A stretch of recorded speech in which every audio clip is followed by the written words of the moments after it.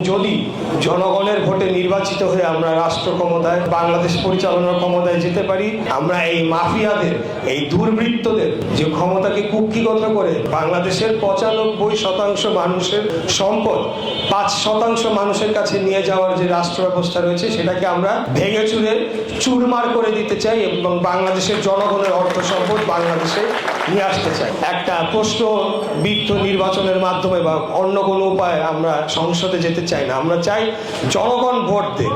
আপনারা সবাইকে উদ্বুদ্ধ করেন জনগণ যাতে আগামী 12ই ফেব্রুয়ারি সকলে ভোট কেন্দ্রে যায়।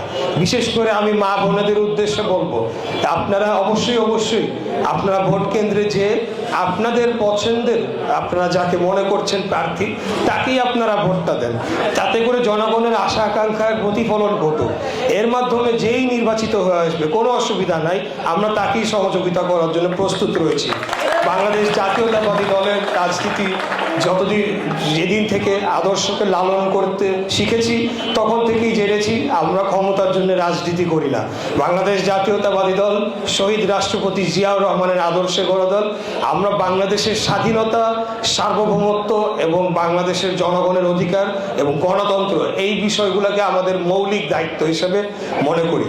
আপনারা দেখছেন যে কয়েকদিন যাবৎ একটি রাজনৈতিক দল আমাদের স্বাধীনতাকে প্রশ্নবিদ্ধ করার চেষ্টা করছে, মহান মুক্তিযুদ্ধকে প্রশ্নবিদ্ধ করার চেষ্টা করছে। আমি বলবো যে এই ধরনের অপচেষ্টা বাংলাদেশের জনগণ মেনে নেবে না।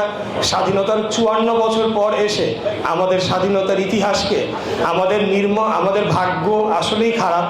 বিগত 17 বছর একটি দল মুক্তিযুদ্ধকে কুক্ষিগত করে পকেটে ভরে তাদের ব্যক্তিগত সম্পত্তি বানিয়ে তাদের সকল অপকর্ম জায়েজ করার চেষ্টা করেছিল।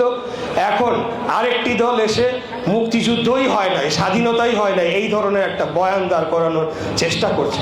আমি বলবো যে দিল্লি নয়, পিন্ডি নয় অন্য কোনো দেশ, সবার আগে বাংলাদেশ। আমাদের নেতা দেশ নায়ক তারেক রহমানের এই যে নতুন স্লোগান, সবার আগে বাংলাদেশ, আমরা বাংলাদেশ রাষ্ট্রকে এমনভাবে বিনির্মাণ করতে চাই যাতে আমরা মাথা উঁচু করে আমরা দাঁড়াতে পারি এবং আমাদের উপর অন্য কোনো দেশে, সেটা যেই দেশই হোক, অন্য কোনো দেশের আধিপত্য কর্তৃত্ববাদ আমরা মেনে নেব না। আমরা বিশ্বের দরবারে বাংলাদেশ জাতি, আমরা মুক্তিযুদ্ধ করে দেশ স্বাধীন করে, কয়েকটা দেশ স্বাধীন হয়ে এরকম মুক্তিযুদ্ধ স্বাধীন হয়েছে, আপনারা ইতিহাস জেনে দেখবেন, খুব বেশি নয় কিন্তু।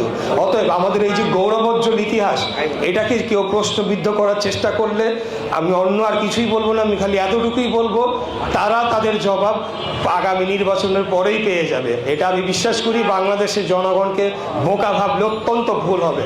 বাংলাদেশের একদম নিম্নবিত্ত, নিম্ন শ্রেণীর যে কর্মজীবী ব্যক্তি রয়েছে, যার শিক্ষা দীক্ষা নাই, সেও জানে যে 1971 সালে কি হয়েছিল, সেও জানে যে এখন কি হচ্ছে বাংলাদেশে, বিগত 17 বছর কি হয়েছিল, কাদের কি ভূমিকা ছিল। আমরা শুরুর থেকেই বারে বলে আসছি, আমরা একটা নিরপেক্ষ তত্ত্বাবধায়ক সরকারের অধীনে একটা গ্রহণযোগ্য প্রশ্নবিদ্ধহীন নির্বাচন ব্যবস্থার মাধ্যমে শান্তিপূর্ণ উপায়ে রাষ্ট্র ক্ষমতার হস্তান্তর চাই।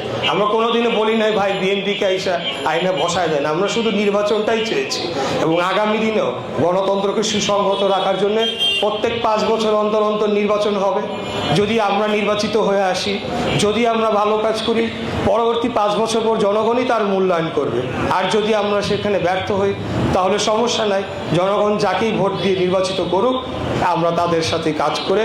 কিন্তু এই যে বাংলাদেশকে বারে বিভক্ত করার যে চেষ্টা, আওয়ামী লীগ এতদিন মুক্তিযুদ্ধের পক্ষের শক্তি বিপক্ষের শক্তি বলে দেশকে বিভাজিত করে রেখেছে। আজকে আরেকটা শক্তি এসে মুক্তিযুদ্ধ হয় নাই, বাংলাদেশ স্বাধীনই হয় নাই, এরকম একটা কথা বলে আবারও সেই বিভক্তিটাকে বাড়ানোর চেষ্টা করছে।